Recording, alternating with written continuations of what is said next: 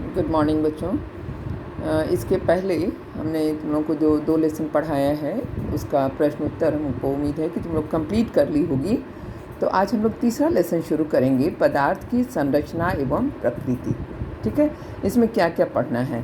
पदार्थ की अवस्थाएं, यानी पदार्थ क्या है इसके बारे में हम लोगों ने पिछले लेसन पढ़ा है।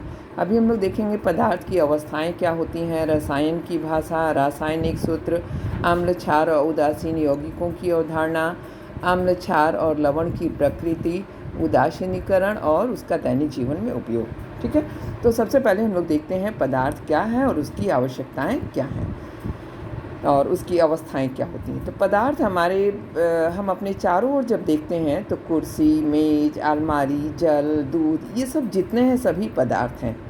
सब अलग अलग चीज़ों के बने हुए हैं। कुछ लकड़ी का बना है तो कुछ लोहा का बना है, कुछ दूध को अगर देखते हैं तो दूध जो है तरल पदार्थ है, कुछ ठोस अवस्था में है। इस तरह से हम लोग कई चीज़ों को देख करके कह सकते हैं कि पदार्थ वह है जो स्थान घेरता है और जिसका ज्ञान हम अपनी इंद्रियों द्वारा, मतलब ज्ञानेंद्रियों, हमारे शरीर में 5 ज्ञानेंद्रियाँ पाई जाती हैं, इनके द्वारा हम पदार्थ का ज्ञान कर सकते हैं। ठीक है, अब ये पदार्थ है, चूँकि इसकी अवस्था इसके पहले पढ़े थे कि पदार्थ की 3 अवस्थाएं होती हैं जो बनने में है। जैसे लकड़ी है, लोहा है, ये सब क्या है? ठोस वस्तुएं हैं। दूध क्या है? द्रव अवस्था में है। वायु क्या है? गैस अवस्था में है। यानी पदार्थ की अवस्थाएं सबकी अलग अलग हैं। ठीक है, अब ये पदार्थ बनता कैसे है? पदार्थ के निर्माण की मौलिक इकाई क्या होती है? क्योंकि पदार्थ को हम लोग बड़ी आसानी से देख लेते हैं, लेकिन पदार्थ जिन छोटे छोटे कणों से मिल कर के बना है उनको हम अपनी नंगी आँखों से नहीं देख पाते हैं, उन्हें कहते हैं परमाणु। तो परमाणु शब्द तो बाद में आया। पहले वैज्ञानिकों ने बताया कि पदार्थ जिन छोटे छोटे कणों से मिल कर के बना है उसे अणु कहते हैं। बाद में डाल्टन ने इस अणु को ही परमाणुवाद का अपने इसे खोज के आधार पर उन्होंने बताया कि अणुओं को और अधिक छोटे कणों में तोड़ा जा सकता है और वो नंगी आँखों से नहीं दिखाई देते हैं, इन्हें कहते हैं परमाणु। अणु को भी नहीं देख सकते हैं, तो इससे भी छोटा हिस्सा जो होता है परमाणु होता है। ठीक है, तो इस तरह से हम परमाणु और अणु की परिभाषा लिख सकते हैं। परमाणु पदार्थ की संरचना का सूक्ष्मतम कण है जो स्वतंत्र अवस्था में नहीं रह सकता है। ठीक है, माने जिसको कि हम और तोड़ नहीं सकते हैं, वह स्वतंत्र नहीं रह सकता है। लेकिन 2 या 2 से अधिक परमाणु संयोग करते हैं और करके परमाणुओं का समूह बनाते हैं, जिन्हें अणु कहते हैं। ठीक है, तो इस तरह से परमाणु की परिभाषा जब हम यहाँ लिखते हैं तो अणु को भी लिख सकते हैं कि अणु को किसी पदार्थ के उष्ण सूक्ष्मतम कण के रूप में परिभाषित कर सकते हैं जो स्वतंत्र रूप से रह सकता है और उस पदार्थ के सभी गुणधर्म को प्रदर्शित करता है। अर्थात क्या है? अणु जो है, परमाणु जो है, वह मिल करके अणु का निर्माण करते हैं। परमाणु छोटे छोटे जैसे देखो यहाँ ये हमने इसी के साथ साथ क्वेश्चन भी दिया है, पदार्थ किसे कहते हैं? इसको तुम लोग लिख लोगी अपने से कि पदार्थ वह है, यहीं पर पहले पेज पर ही आपको इसका आंसर मिल जाएगा। पदार्थ या द्रव्य वह है जो स्थान घेरता है, जिसमें भार होता है और जिसका ज्ञान हम अपनी इंद्रियों द्वारा कर सकते हैं। जैसे लोहा, लकड़ी, किताब, ये सारी चीज़ों को आप उदाहरण के रूप में दे सकती हो। ठीक है, अणु की परिभाषा, पदार्थ जिन छोटे छोटे कणों से मिलकर बना होता है उसे अणु कहते हैं।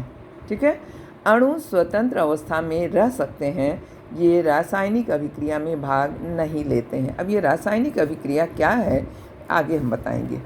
ठीक है, परमाणु पदार्थ का वह अति सूक्ष्म कण है। देखो, एक सूक्ष्म कण है, छोटे कण है, और यहाँ पर लिख रहे हैं सूक्ष्म कण है जो स्वतंत्र अवस्था में नहीं रह सकता है लेकिन रासायनिक अभिक्रिया में भाग ले सकता है, परमाणु कहलाता है।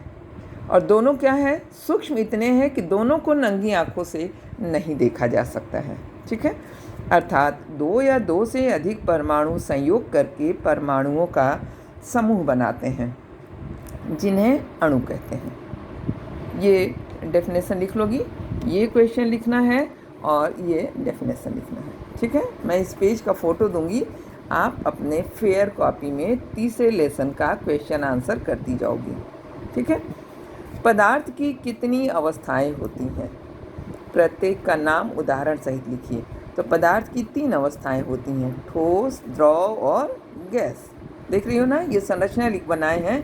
ठोस के अणु बिल्कुल पास पास होते हैं और इन अणुओं के बीच में चूंकि स्थान नहीं है ना, 2 अणुओं के बीच में कोई स्थान नहीं है, तो ठोस के अणुओं में अंतरा आणविक स्थान नहीं के बराबर होता है।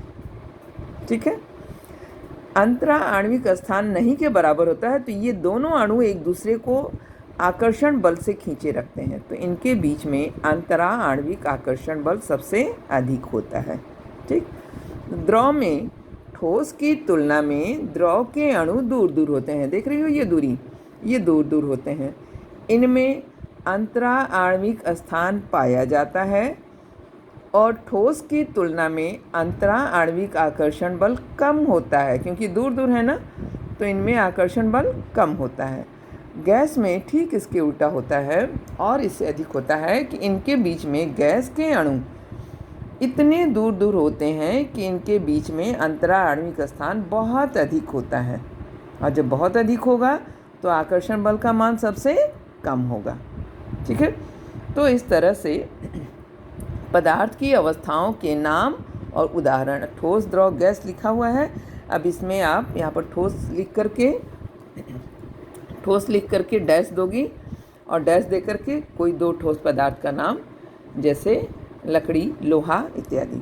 ठीक है, द्रव में दूध, पानी, तेल, गैस में वायु, हाइड्रोजन, नाइट्रोजन, धुआं, कुछ भी लिख सकती हो।